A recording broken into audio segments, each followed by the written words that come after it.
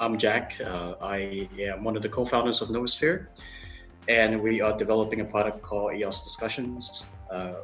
Obviously, it has EOS in the name. That's our focus right now, which is serving the EOS community. So EOS Discussions is, well, I am a blockchain enthusiast. I work with Bitcoin. I work on projects, on articles with Steemit. And then finally, when EOS launched, I was there for the launch and all the obstacles since then, including this CPU issue, that we're experiencing at the moment. So I've been there, been through all of it with you guys along the way.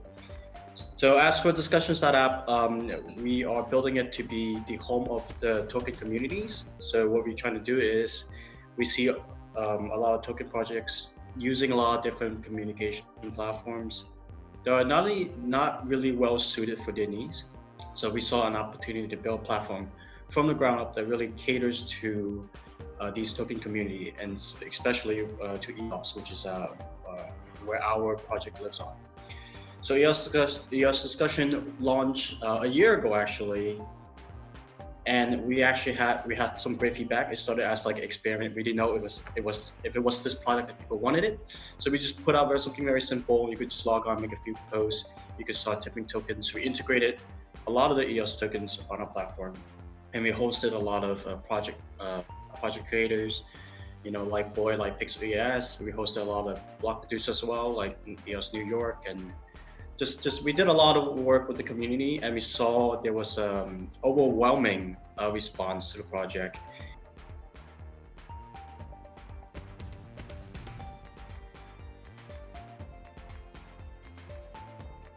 The way we designed the token economics is you don't need the token in order to participate, to re-go on a forum and start participating in these communities.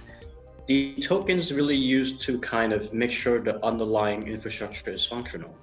So Atmos, which is our token, ATMOS, because our team name is Atmosphere, so Novosphere, so like a new atmosphere, and then Atmos, stands for atmosphere.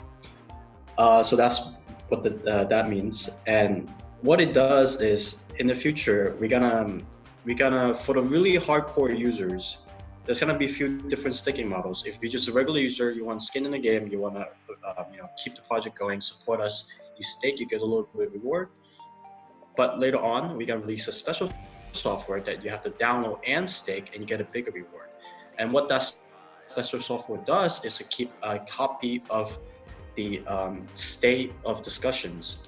The easiest way to explain it, even it's a complicated subject, but the easy way to explain it is second layer on EOS. It's not a sister chain in that it's not, we don't have our own block producers, we're not producing blocks.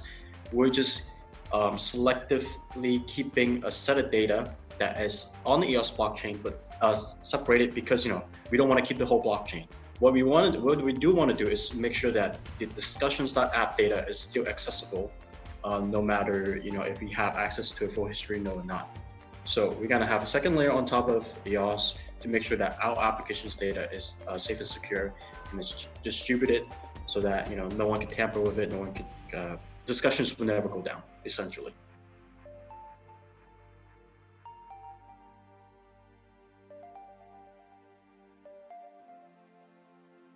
So we actually never set out to build airdropping. It's like, in startup culture, they have this kind of phrase that say, you don't build a product, the product gets pulled out of you from your customers, from users. And that's kind of how it came to be. A lot of projects were using our platform. We have a tipping system, so you could tip an individual just by tagging them in EOS account name. And it's much easier than trying to tip it through blocks or trying to transfer a token to scattered. You don't have to fiddle with the contracts and whatever. It's very simple, one line, and you get done. And what they start doing was, they're copy and pasting these tip commands to include a long list of people, like 100, 200 at a time, to do their own little airdrop. And we saw it was like, okay, that's interesting. It was a pain in the ass, and it still is a pain in the ass to use. but it really shows that people really want to do it. You know, like it's so difficult to do it, but people are still willing to put the effort into doing it. Like people really want those tools to them to be available to them in order to, you know, reward their community members. So that's where that came from. It's not that airdrop is just ineffective in all aspects. It's just that some ways of doing airdrops are more effective than others. And then we try to think, okay, well, how do we know that? Like, we don't have the data to go on it. We just kind of like, we see there's more activity. We don't know for sure. We don't have the data to do it. So that's really drive us like, okay, if you provide a service to say, if you drop to these people, here's what they did afterwards, and kind of give you like almost like a Google Analytics for your token. I think that would be like a great way for projects to get insight into what they should devote their resources and time into doing. Because obviously like these tokens are not free, their times are not free, their energies are not free. So you want to know how do you get the best bang for your buck, essentially. And you can't do that without having some concrete data to back it up.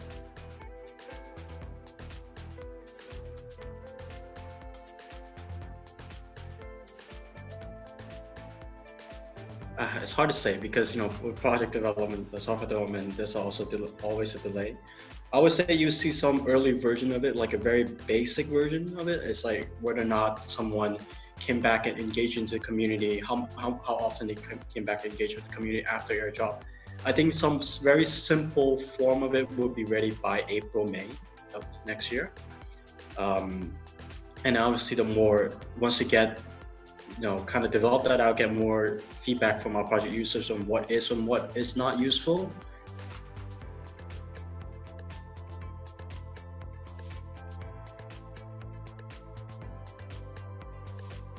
I mean, I think a lot of the dApps are already doing it, where they're paying for the users' resources. I think, you know, that's something that should have been done much earlier, because again, right now I saw an update from Pixel EOS saying that in order to do anything on the blockchain, you have to have 10 to 100 EOS staked. The average user is not going to have 10 to 100 EOS staked. So it's up on our approach. We want, the best thing to do is shift the burden of complexity from the users to the developers, as it should be, right? And then more generally, what I would like to see is dApps and dApp creators actually playing a bigger role in governance, because a lot of people, like with regards to governance, you know, we're telling you everyone's vote matters.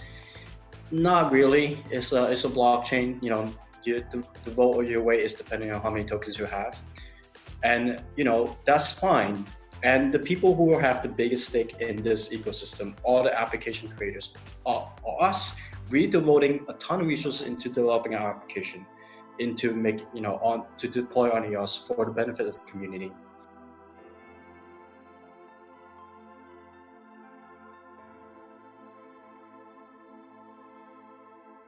I do think that the future is multi-chained, and yeah, it's the EOS is the Linux of the future. It's gonna be what the world runs on. So.